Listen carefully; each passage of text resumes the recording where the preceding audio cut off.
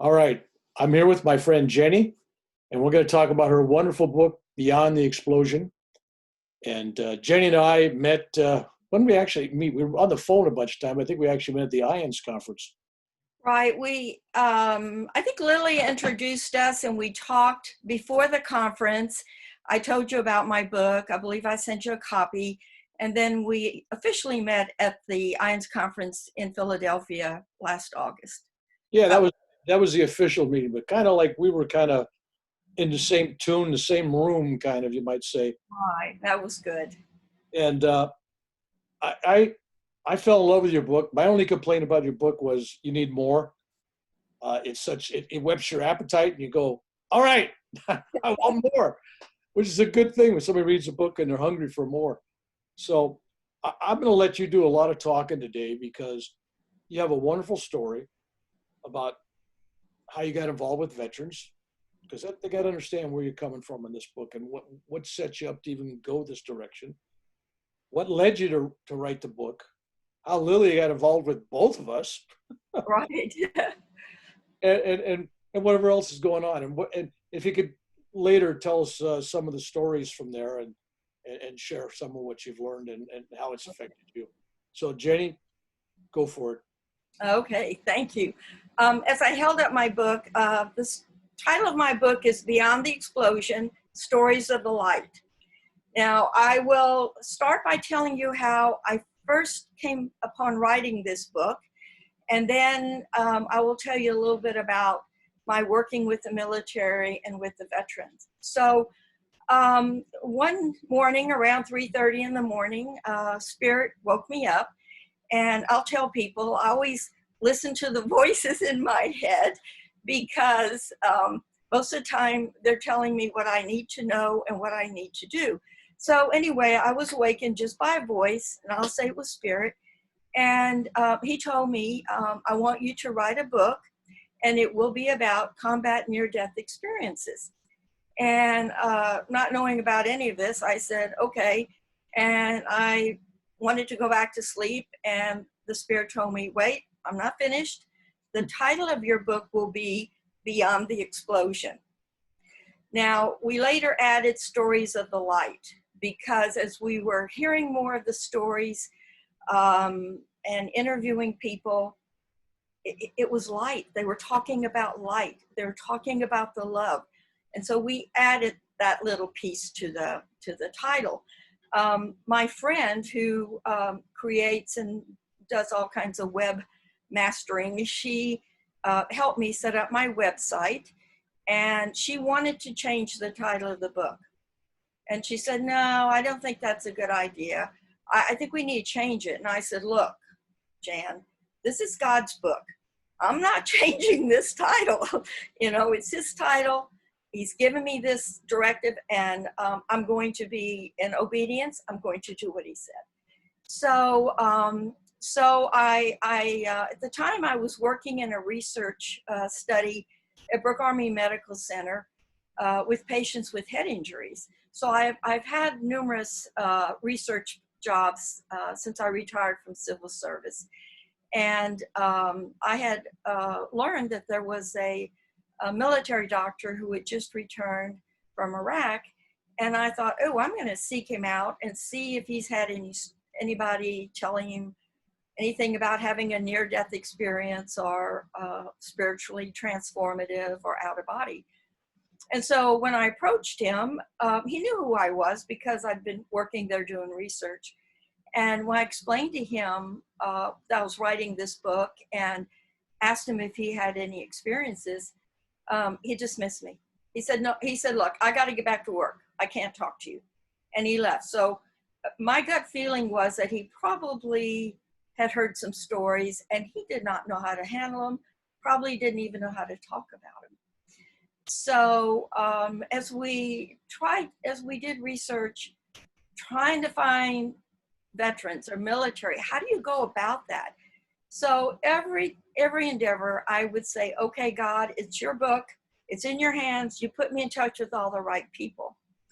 And one of my friends who's a retired Army nurse, I was telling her about the book, and this was only maybe 3 or 4 months after I was given the job to write this book. She said, Jenny, have you heard of Diane Corcoran? And I said, no, who is that? And so she told me, she said, Google her. So I did. I Googled Diane and learned that while she was in Vietnam, this was her first encounter with near-death experiences with the military who were coming into her medical arena to be treated. And so I called her, and she was very supportive. She did tell me that this was not going to be an easy task. She said that the veterans or the military, they have these experiences, but they really don't want to talk about them, or maybe even spend time explaining everything, because they feel that maybe you're going to think that they're nuts, they're crazy. And she said, I've done a lot of research on this, but good luck. If you need me, let me know. And so that helped. And we went out searching, Jan, my friend, putting out emails, notices, everything to different organizations to try to set up meetings and things for, with the military or the veterans, to try to talk to them, to try to get the stories. We had the Military Times editor got in touch with me. This was about probably 4 years ago, because I started writing this book in 2013. And it was published in 2018. So 5 years of research and trying to get the stories. And we did have a lot of stories. We got a lot of good stories, but they weren't extensive.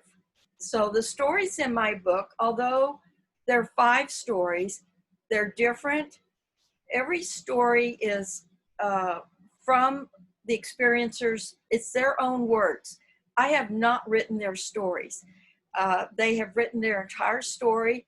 They've been edited a little bit, mainly for maybe grammar, punctuation, or something like that. I did not change the story, I did not write their story. The entire book is spirit-driven. Everything that's written in the book, my acknowledgement, my back cover, my bio, everything. When I had to write the things I had to write, I didn't know what to write. I've never written a book. I've never done this. And so I asked God, I'd say, okay, here we are. It's your book.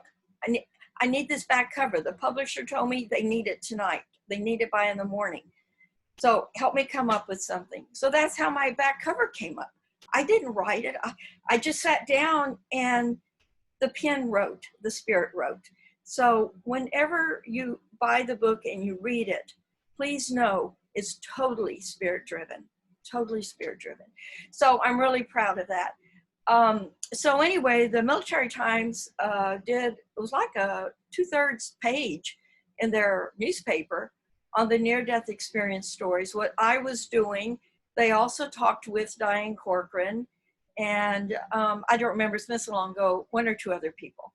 So they put together, so from that article, that also went to the Army Times, the Navy, Air Force, and maybe is there Marine Times, Bill? I don't know. But it went to all these, and so that's how the stories start coming in. It posted my website, which is lightstories.org. And so the experiencers started to write to me, and I would email them back, and I would say, give me your phone number. I want to talk to you. Because I felt it would work much better if we could talk to each other and not be emailing thoughts. And so I did get a lot of stories, but some of them were not true experiences. Excuse me. Some of the stories were they were just talking about various things that happened in combat or whatever, but they were not NDEs or STEs or OBEs. So we had to weed out all of those. And then my goal was to get at least 10 stories. However, I only got 5 amazing stories. They're all different. And as the readers will read them, they will see how amazing they are. And the experiencers talk about how they went into the military, what they experienced when they actually arrived in Vietnam or another combat zone. They never were expecting anything that they walked into. And so it's just reliving it. You're seeing these stories as if you were there. When they talk about their near-death experiences, you feel like you're watching a movie, it's so well written that you're seeing all of this through their eyes. And so their stories, they talk about, what they were doing in the combat zone and how they had their experience and what they have learned from that experience. So I know several of the experiencers in the book have actually written their own books based, the experience is in the book. It's not about the book, but they've written about their war zone experience. And then they bring in the NDEs or their STEs or OBEs or all three in their stories. And so, so that's where we are with how I came about writing the book. Now, did you develop some personal relationships with these people that are still going on today? Actually, one of them I still am. He's on my Facebook page, Anthony Jones. He was in the Air Force and he received numerous blast exposure injuries, TBI. And he is, to me, he's a walking miracle because of all the trauma that he's had from the explosions. He's had numerous NDEs, but he continues to, as he calls it, he does the work. I continue to do the work is what he says. He's involved with veterans. He's involved with different therapies for PTSD or TBIs, whether it's like horse therapy or meditation or whatever he does. So I keep up that way, but otherwise, no, I don't, but I'm hoping that they're promoting the book as well, because to me, it's God's work, and they are really true stories. They're self-reports, and I'm very proud of it. Can you give us an example of one or two of those stories? Yeah, one story was about a young, what was he, 17, 18 years old, just out of high school. And he and his buddies were sitting around, they're deciding, okay, what are we going to do with our lives now? Because we don't want to go to college, but maybe we should join the military. So they decided to be Marines, and so they could go to Camp Pendleton, which is Southern California, and they were just going to enjoy the sun and all of that. And they went in on the buddy system, and as it turned out, the buddy system, as you know, Bill, was not all it claimed to be. So yeah, so I think they all ended up at Camp Pendleton, but they went in different directions after that. So he was sent to Vietnam right away. He didn't. I don't know how to explain it. He didn't even, they get on a plane, they have their gear, and then they're dropped off in Vietnam at a camp, and they don't even know what they're doing. They don't know where they're going. They don't know how they're going to do it. So eventually he's caught up in battle and having to protect himself and his troop. And at one point he receives some very massive injuries, chest injuries, head injuries. And he saw it coming. He saw those bullets coming. He felt them. And then he was out. So then next thing he knows, he's having his near-death experience. He's leaving his body, and he feels a hand on his shoulder. And he says, I don't need to look to see who's there. He knew it was God. He knew that he was guiding him. So he was taken above the battle. He was seeing the entire battle. He was seeing the helicopters, the fire, everything. He was seeing the battle, above it. And then when he returned to his body, he ended up in a body bag because everybody, well, he was dead. And so they were taking all the body bags to the helicopter to transport him back to the base. And they were just tossing him. And when they tossed his down, he let out an sound. And they said, "Oh my God, he's alive." And so they unzipped it and they could see he was alive. They put him in the helicopter. And so he had very extensive recovery during all of that. But even during all that time, he was saying, "Why me, God? Why did this happen?" He didn't understand anything. And in fact, because he had a toe tag on, his family had been notified that he was dead. And he said that later in talking to his mom, his mother said, I never believed it. I never believed it. And then when he was well enough, he called his mother and said, "I'm not dead. I'm not dead, Mom. It's all a mistake." So he had a very long recovery and still questioning everything. But then after he recovered, then he was going, it was a veterans, what was it like? It's funded by the veterans to go to school. And so he decided he wanted to be, do agriculture, farm kind of thing, but because of his injuries, he couldn't do that. So then he became a teacher. He graduated from college, and he knew then that his goal was to be teaching young people and helping them and create a better life. And he got married and was happily married. But then he learned that he felt that after all of this, that it came to him. It's love. It's all about love. It's loving your family. It's loving God. It's loving your country, and it's doing God's will. So that was his experience. And he wrote the story. I mean, those are all his words. It was amazing. And every story that I got, some I had to really read them, and they're amazing. They're amazing stories. So how'd that affect you emotionally and spiritually? How'd it affect my emotions? Yeah. Oh my goodness. Yeah. I have worked, my civil service career was always working with the military.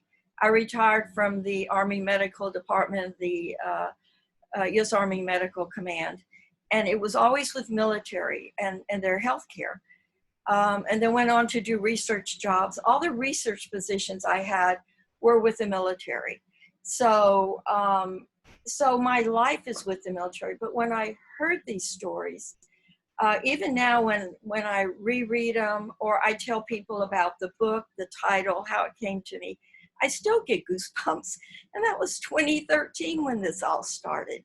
So I love the military. I'm doing research right now again with the University Hospital and UTL Science Center in San Antonio, and also at Brooke Army Medical Center. It's in the emergency room.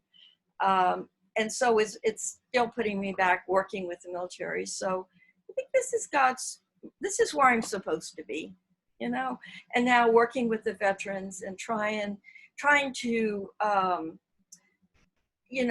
let the veterans be heard, let their stories be heard about their NDEs. And, as Lilia coined the phrase, gap of care, her gap of care for the NDE patients. And because patients, when they do their self-reports, their stories, they're ignored by the clinicians. Or I'm going to say even by some clergy.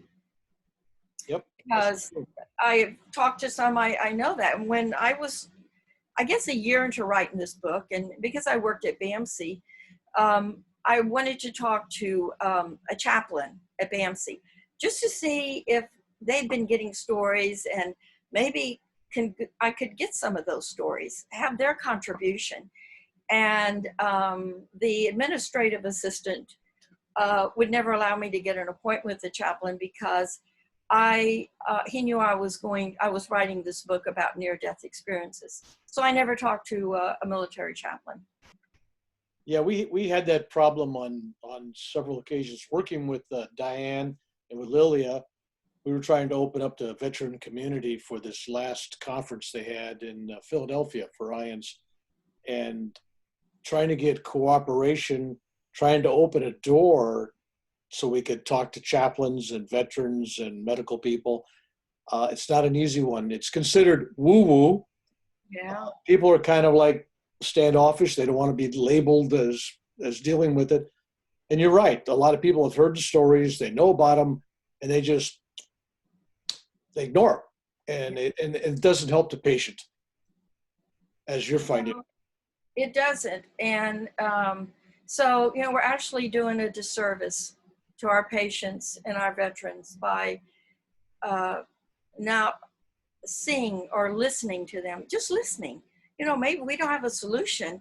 You know, when we were at the Philadelphia conference, they had the Experiencers Lounge, and I'd volunteered to be a facilitator in that.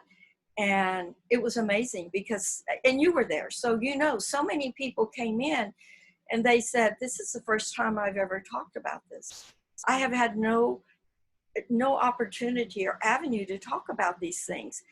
And it was such a relief for them. I thought that was a beautiful experience. I thought my favorite experience at the conference was working in the Experiencers Lounge and hearing the stories and knowing that us just listening was helping them so much. People don't realize that listening is a key element for healing. People want to be understood. And without that, they're empty. It's like they don't know how to handle it. Just a sympathetic listen. You don't have to agree with them. You don't even have to believe them, but just listen. And that's what we're trying to get. Lily's been trying to work with the medical community and chaplains, and I'm assuming you've been working with her as well with Diane. And it's not easy. I don't understand why, but it's not easy. No, it's not. But you know, I think we're at a time right now. I'm seeing more Indie stories coming up on Facebook than I've ever seen before. And my brother, he was talking to me one day because I sent him a copy of my book, and we're talking a month or so ago, and he said, you know, there's these stories like in your book that you've written. They're on Facebook. He said, they're amazing. And I said, yeah, they're pretty good. So, you know, I've never had a near-death experience. But you've had STEs. I've had spiritually transformative experiences as well as out of body. Can you tell us about obviously when you were younger, you had stuff happen, and yeah. That may have, because you talked about the spirit talking to you, that just doesn't happen out of the blue. Sounds like this has been something that's been kind of close to you for a long time. Well, yes. And, you know, as I guess when I was 9 years old, I had my first STE. And I believe at that age, a lot of things happened to me. It was sort of my time of spiritual awakening and God knows what else. Some good things, some bad things. But I was like 9 years old, and I woke up at night. I'm laying in bed. I'm looking up, and there's no ceiling. I see stars and planets and galaxies. And the sky wasn't black. It was like blue black. It was so beautiful. And my sister and I shared the bedroom, and I kind of look over at her, and she's sound asleep. And I'm thinking, why can't you see this? And yet I'm not waking her up. You know, it's like, this is my experience. It's for me. And so I'm looking, and I could see everything around me. It was like expanded vision. So even though I'm looking straight up, I could see the entire room around me. I think this is called like the all-seeing eye of God or something. I think Lily had told me that's what it was. I don't think I've had that experience again. But anyway, appearing to my right appeared to be Jesus.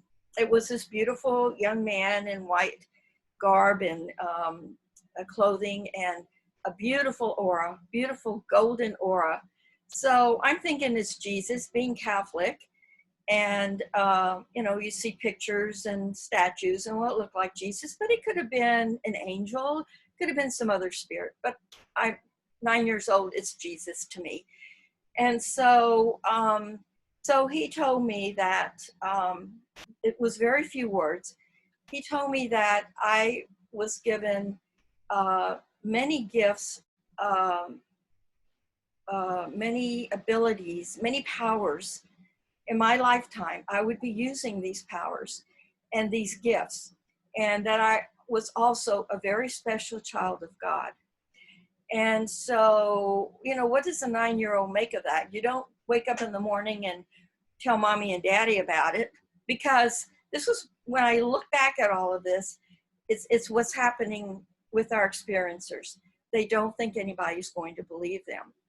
So I'm going to Catholic school, and I think, okay, all I can think about is when recess comes, I'm going to go to the rectory, talk to a priest, and maybe he can explain or help me with this. And I did. So I went up to the rectory and told the receptionist I went to talk to a priest, and they brought out the pastor, and I told him what had happened. I told him about a vision of seeing Jesus. So he immediately dismissed me. He said, no, go away. You're making up stories. Stop making up stories like this. Get back to recess. Well, and I didn't talk about it anymore. Never talked about it anymore. And until when I started writing this book. And then I thought, well, people need to know there's other types of experiences. And so I started talking about it. And, but then, I mean, I could always see people's auras. And then I always had little voices telling me things or guiding me. And I just thought everybody experienced that. So I never questioned it, never doubted it. Just that's some of the gifts that God gave me. And it was much later when I realized I went through a long period in my life where nothing really happened. You know, normal high school growing up, and maybe, you know, no visions or anything. In 1992, my dad had been very ill, extremely ill, and he had a medical procedure. And apparently during this medical procedure, he died. And so after the procedure and the doctor told him that it happened,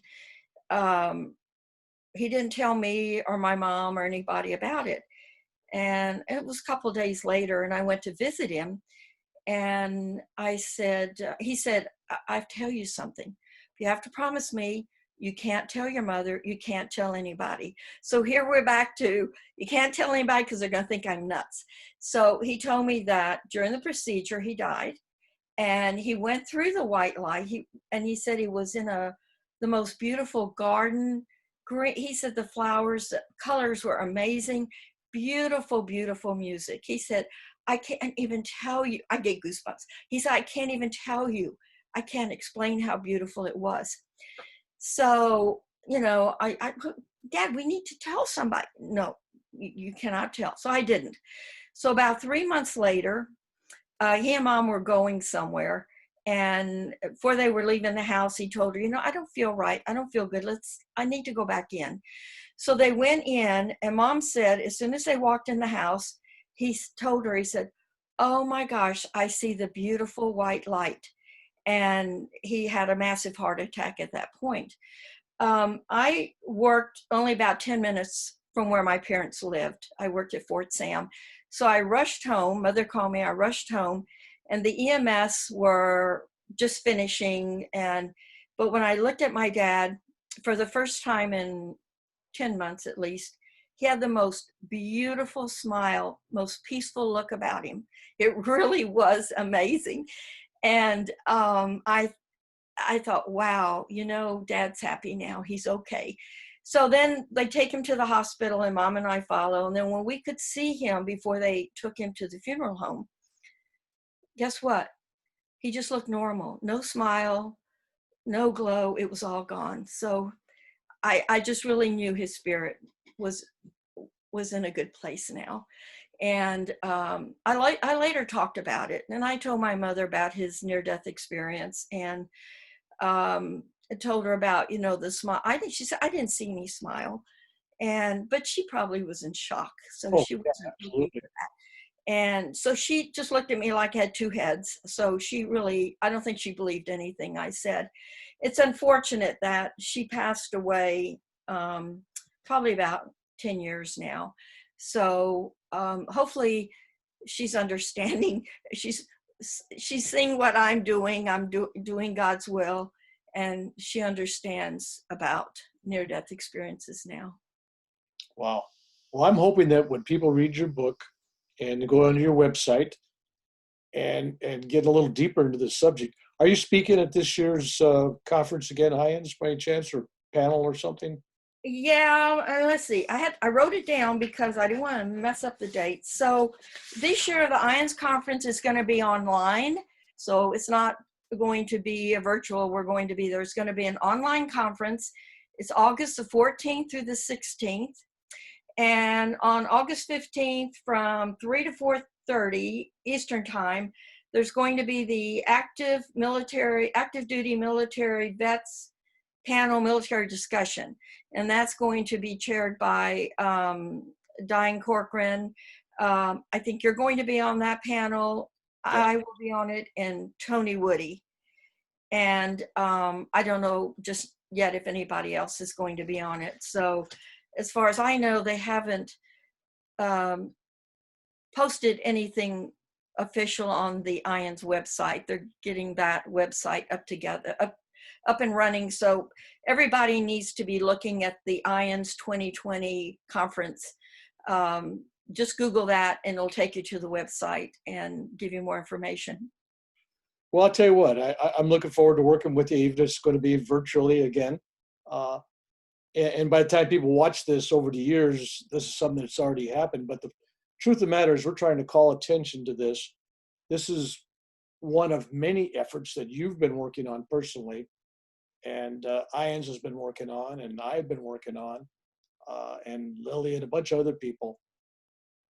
I don't remember 10 years ago we had this kind of cooperation. This has been collectively growing. Right. You felt it, you know it, you're a part of it. And I want to thank you today for having sharing a conversation with me so the public can see what's going on. You're one of those people in my life I've appreciated meeting. I honor the stories that you've captured and saved and shared, as those men do as well.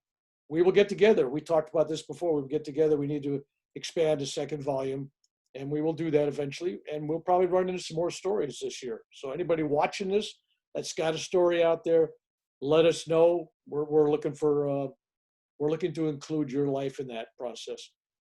Right. And if anybody, any of our military veterans, if you have some near-death experience stories, we may change it. We may not just be combat. Just if you've had some near-death experiences, send it to go to my website, lightstories.org, and send me an email, and we can get started. As Bill says, we really want to expand this and have a second volume of the book. And I'm looking forward to that. Well, thank you, Janie. All right. God bless you, and thanks for coming on. And just a word to people watching this. This is beginning of a series. I just decided that I know a lot of neat, beautiful people out there, and I want to share them with you because they give me delight and they give me pleasure and they give me inspiration, just like you did, Jenny. So God bless you. And God bless you, Bill. Thanks for having me. all right. We'll talk soon, okay?